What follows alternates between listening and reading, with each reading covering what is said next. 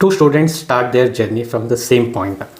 First student gets NEET UG rank of 1000, who belongs to unreserved category, takes up a government seat, a meritorious seat, undergoes hectic internship, couldn't study, dedicates 1 year, cracks NEET PG with rank less than 1000 in the same unreserved category, and gets a prestigious institute like RML Hospital, that is ABVIMS, which is a top option.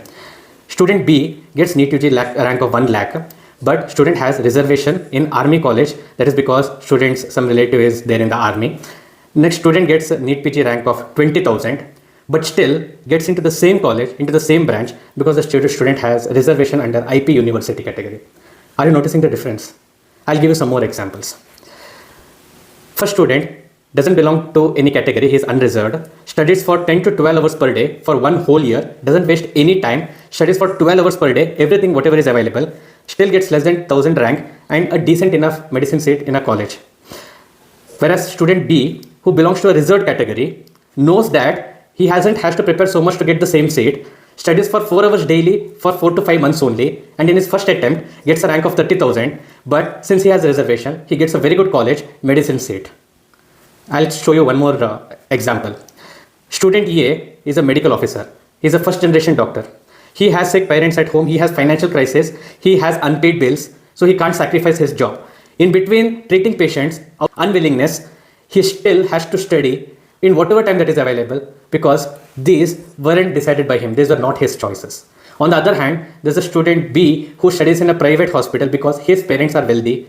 He has that fully dedicated time. He doesn't have any financial constraint. He sits in AC room, studies for 8 hours per day, and you know what the results will be. One more case scenario. Student A is a student who works as an intern in government medical college in South India, who works for 48 hours to 56 hours straight without any break in between, but still has pressure to crack NEET PG with whatever time that is available. And there's a student B who is preferably in any state in North India, especially prestigious institutes like AIMS, where they attend postings only for 2 hours, and then they have entire day to study for NEET PG. Now tell me, whose choice was this? Last example. Student A is an Indian medical graduate, completes MBBS for 4.5 years and then 1 year of internship, sits for NEET PG, gets a seat of his choice with reservation or without reservation. Whereas a student B, who had decided that he'll do medical education outside India through FMGE, cracks FMGE exam, comes to India, realizes that there is 2 years of internship, and second year is imposed without his knowledge, and then loses reservation because he has taken seat through FMG category, and then has to attempt NEET PG with a very good rank to get the same deserved seat which the counterpart Indian medical graduate had desired for.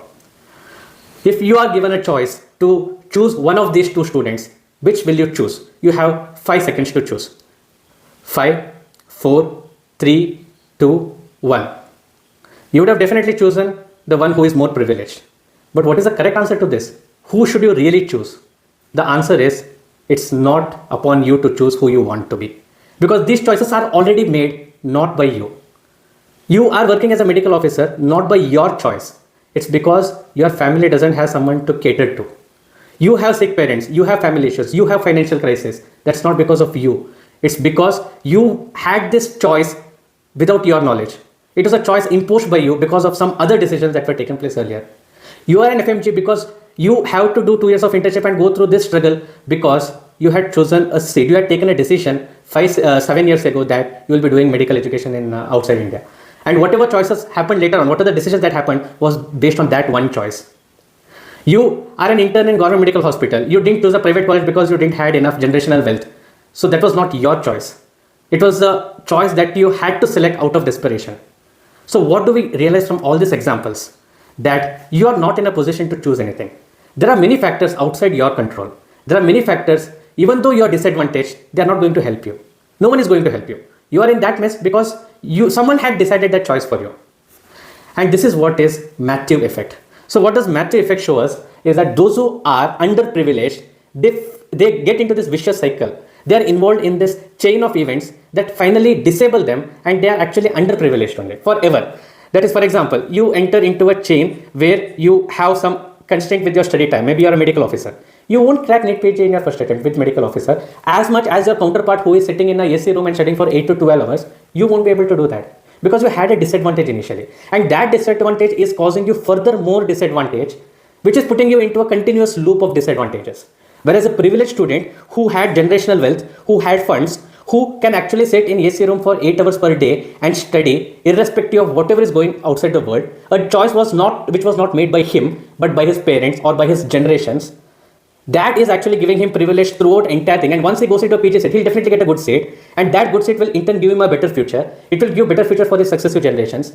This is the loop of rich and poor. This is the loop of underprivileged and the privileged. This is the loop of middle class trap. Everywhere you'll find this. And this is true for NEET PG. This is the unfair life. This life itself is unfair. Because those who actually struggle for it, those who have skills, those who have talent, don't get the success, don't get what they deserve. That is because they are already in a position of disadvantage. So one thing you should know, one thing which should be very clear for you is that life is unfair. Accept it. Life is unfair for you. Life is unfair for many people. Life is unfair around you. There are very few privileged who will actually go higher because they have entered into that success loop already. Without they consciously knowing, they have already entered. A first generation doctor who does everything based on merit. Let's say that student was very meritorious, he got merit seat, he got a very good postgraduate seat, he got a very good super specialty seat. And when he comes back and he wants to practice, he still goes back to his unprivileged choice. That is, he is a first generation doctor. He doesn't know how to set up his private practice. He doesn't have any contacts with non-medicos. He doesn't have any knowledge regarding how to set up a business.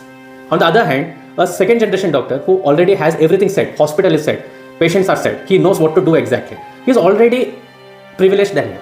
So what are two things for NEET PG that are basically unfair is, one is belonging to unreserved category and second is being a first generation doctor. Believe me, this is the unhappy triad of NEET PG.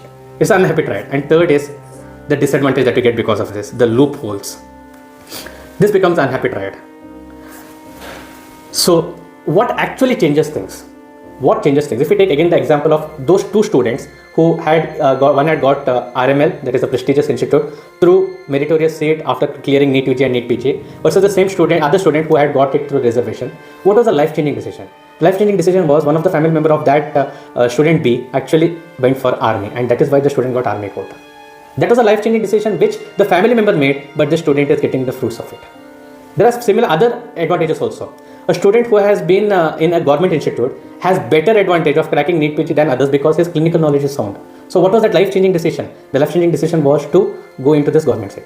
Now, let's say in PG seat, you are going into, you are selecting a government seat, you studied well, you are selecting a government seat in a good college versus you didn't get a government seat in a good college, you got a private seat. Now, during your years of private practice, what is going to matter? What will change things? The only thing that will change is your decision, your life-changing decision that you will take a government seat and then you will go ahead with it. That actually changed the entire life course. So what does everything boil down to? Everything boils down to privileges. Yes, this is the sad truth. Everything boils down to privileges and everything boils down to luck. Just because you are born into a family with privileges, just because you are born into a family with wealth, with generational wealth, you are born into a family with who has reservation, you are born into a family who is a second generation, you are a second generation doctor. These lucky things actually matter a lot. And if you watch this video by Veritasium, which is an excellent science channel, a brilliant science channel, okay, they came up with this video where it shows why being lucky is the most important parameter to decide your success. You will think that you will crack NEET PG in this attempt, you will think that you will crack NEET PG if you study 10 hours per day, but it is not true. You will think that luck plays only 5% role, but believe me, luck plays more than 50% of the role, which goes unnoticed. I repeat again, it goes unnoticed. You might not even know how lucky you are currently to watch this video because you have got into MBBS. How lucky you were to get into MBBS. Because I know stories of people who had everything, who had skills, who had talent, who had done a lot of hard work, but still weren't be able to get into MBBS because they had one bad thing. That was bad luck. So yes, don't undermine the power of luck. And that's why when people ask me, when students ask me, will I get all India rank of less than 10,000? Will I get rank of less than 10,000 in NEET PG? If I follow everything, I'll follow your schedule, whatever you give, I'll follow your strategy, I'll do everything, whatever you say. Will I get rank of less than 10,000? And my answer is, there are two things that matter. Two things, very important. One is your mindset on the day of exam, that is how you give exam. And second, very, very, very important factor, which is out of your control, out of my control. You can just be lucky. So luck is the most important factor that plays. Remove all your hard work. If you're not lucky, you're out of the game. So you should know how much privileged you are currently and how much you are underprivileged at the same time, and how one lucky random decision can actually change your life. It will change the entire course of life. That is how life is meant to be unfair. So what is the solution? Now you will be like, sir, I'm a medical officer. I'm not a first generation. I'm a first generation doctor. I don't have any idea regarding it. I'm a FMG. There are some choices that were made by me or by my previous generations, or some luck dependent factors where I had bad luck. So there are some choices which were out of my control. So what can I do now? I can just remember just one phrase from a very powerful movie which everyone should watch. Even though it's an animated movie, it has life-changing lessons, and that is Kung Fu Panda 2 movie. And here in this Kung Fu Panda 2 movie, this very inspiration quote always catches me, and that is, your story may not have a happy beginning.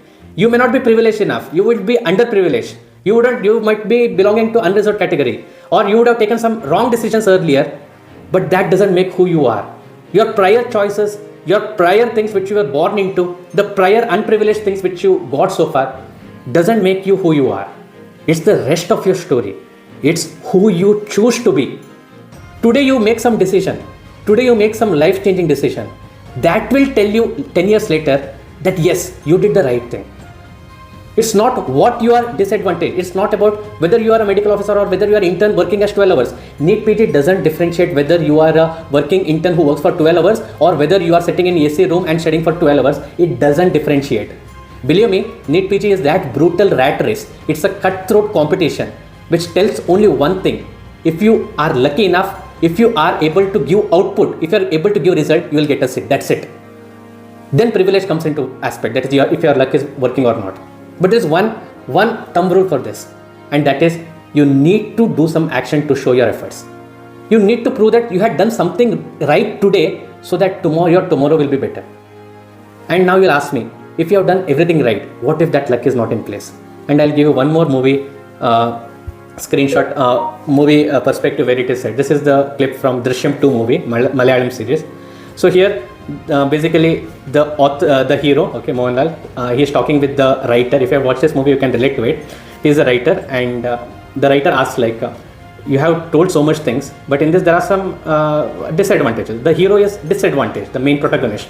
So because of this, the hero should be actually very lucky to get that outcome where hero comes out without any problem. Okay, so 99% of luck is against it, and he should have that at least 1% of luck. And that time he replies, Mohanlal replies, what is wrong if hero turned out to be lucky, or just he had blessings from God? Does that mean that the hero has to lose hope and he has to surrender to police? No, he can make an attempt, right? He can make at least one attempt. It's not like you directly surrender, telling that yes, this is not possible. Anyways, I am not going to crack this NEET PG. Anyways, I am not going to get any result with this much preparation. So does it mean that you have to leave your attempt? No. Why can't you give one more attempt? One last attempt, one proper try. Maybe what if luck is on your side?